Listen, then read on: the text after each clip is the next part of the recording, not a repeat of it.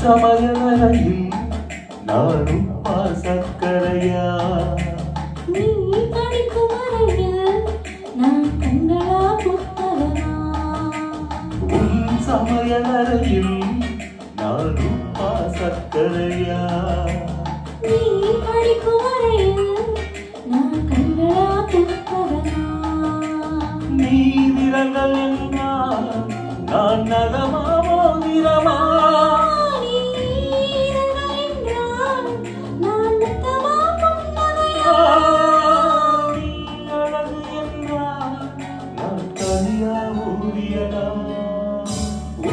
சமையலறையில்